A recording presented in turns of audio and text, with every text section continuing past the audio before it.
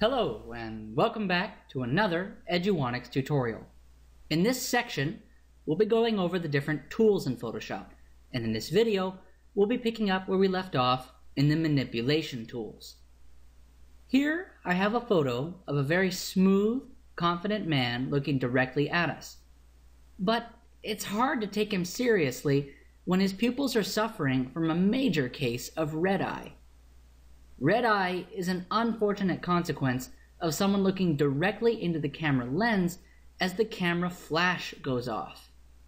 It mostly happens in environments with low lighting and with cameras that have a flash located very close to the lens. Basically, the flash is bouncing off his retinas to reflect right back into the lens, resulting in these eerie red pupils. Fortunately, Photoshop provides a very fast and easy way to fix this. The first manipulation tool we'll be going over in this video is one of the easiest to use in Photoshop. So let's go to the Tools panel, right-click the Healing Flyout menu, and select the Red Eye tool. And now, all we have to do is click somewhere in the redness of these eyes. Here's one, and here's two. Much better. There's a photo I can take a little more seriously. Still, there's another thing that's bugging me about this photo. This man has some good facial hair, but it's looking a little patchy in some areas. To help fix this, I'm going to go to my next manipulation tool, the Clone Stamp tool.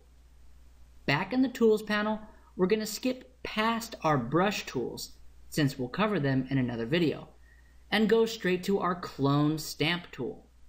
The Clone Stamp tool functions a lot like the Healing Brush tool, but without any automated features. Instead, the Clone Stamp tool produces an exact duplicate of what you've sampled. So, in order to fill these empty patches without hair, I'm going to press and hold the Alt key on my keyboard and click on a bearded area to set my sample. When I'm done setting my sample, I'll release my Alt key. Now, as I hover the Clone Stamp tool around, you can see that my cursor is now an exact duplicate of what I sampled. So, using the area that I sampled, I'll go in and brush in these patchy areas. But remember, my sample point is coming from an exact copy of the entire image. So if I go too far with it, I'll get back to the patchy area I wanted to remove in the first place. So what if we want to sample a specific area as a repeating pattern instead? This leads us to our next tool. Right-click the Clone Stamp tool to get to the Pattern Stamp tool. The Pattern Stamp tool takes one of your existing saved patterns and allows you to paint it in. If we pay attention to our tool options on top, it shows us the pattern that we're currently sampling from. And in the Pattern Picker, there's a whole list of other patterns available by default. I want to pattern part of his beard. And there are no patterns here that look anything like a beard. So what I'm going to have to do is make my own pattern. I'm going to go over back to the Tools panel and click my Rectangular Marquee tool. Then draw a selection around part of his beard. This area looks pretty good. To save it as a pattern, I'll go up to Edit, Define Pattern. I'll name this Beard and click OK. Before I proceed, I don't want to be manipulating only this area, so I'll deselect by hitting Ctrl D on my keyboard. Now I'll go back to the Pattern Stamp tool, and in the tool options, I'll go to the Pattern Picker and select the new pattern that I just made. Once I have my pattern ready, I'll go over to a patchy area of his beard and just paint it in. Now, when using the Pattern Stamp tool, it's important to remember that it does not function quite like a healing tool. It is merely allowing you to use a defined pattern as a brush. If you keep brushing with it and get carried away, it's going to make the edges of the pattern very obvious, and it's not going to look natural. So using this tool in this circumstance isn't really practical unless you exercise restraint. We briefly touched on the history panel in the last video. Let's go back to it now. When we open the history panel, it shows us a list of the changes we've made since we first opened this document. The top option being the original document before we ever did anything. We already know that clicking any of these options will take us back to that history state in the document. But what if I just want to sample one of these options without completely switching to it? This is where the History Brush tool comes into play. In the Tools panel, I'm going to select the History Brush tool directly below our clone tools. Then, back in the History panel, pay attention to this icon to the left of the state of our original document. This icon represents the state that the History Brush will sample back to. I'm going to go down and click the box next to Clone Stamp, so the History Brush will sample the state before I use the Pattern Stamp tool. Now, when I brush in this area, you can see that the pattern stamp is disappearing. Now watch what happens when I try to brush in where I used my Clone Stamp tool. Absolutely nothing changes because my History Brush isn't sampling a state before I use my Clone Stamp tool.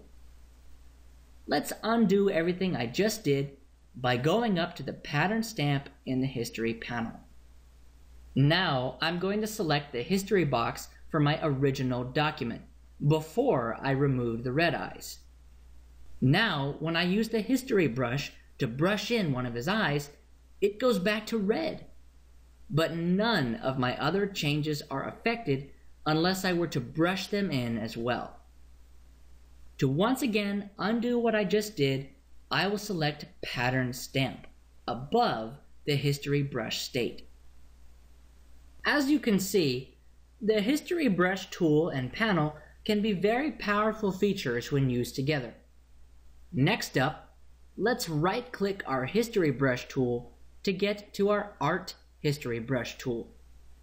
This one is kind of a stretch from the tools we've used so far, but stay with me. The first thing I plan to do is to fill my canvas with black. Then I can use the Art History Brush tool to paint in our image from its current state. To fill the canvas with black, I'll go up to Edit, Fill.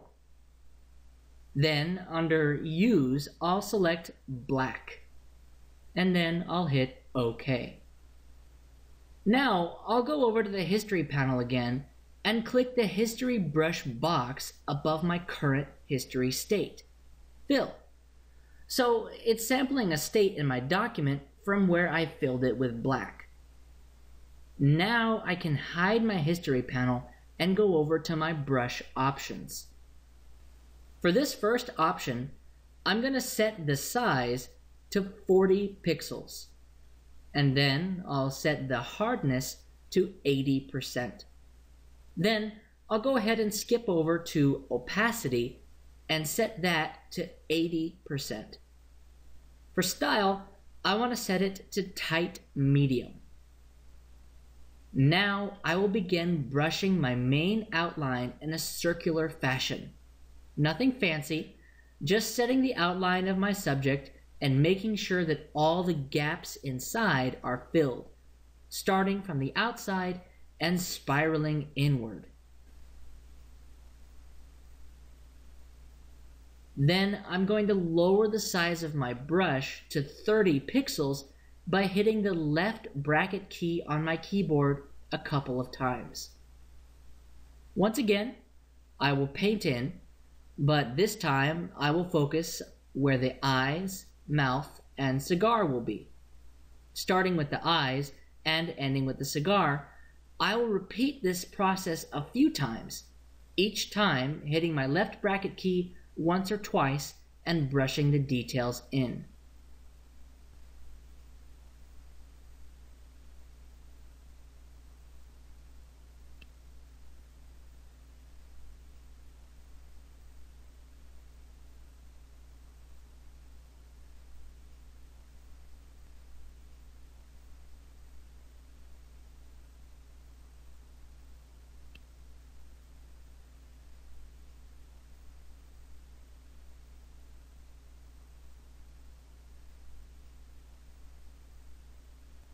As you can see, the smaller I make the brush, the more detailed the strokes appear.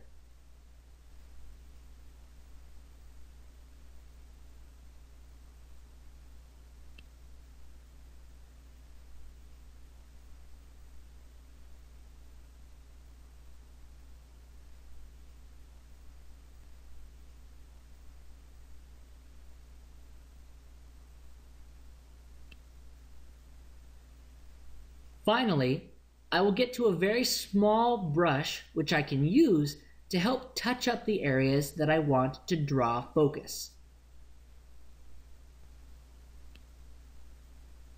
Now, you can finally see what the art history brush is capable of.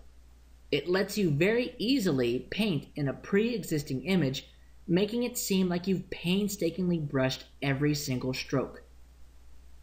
That will do it for this section of the manipulation tools. I will cover the final section in the next video.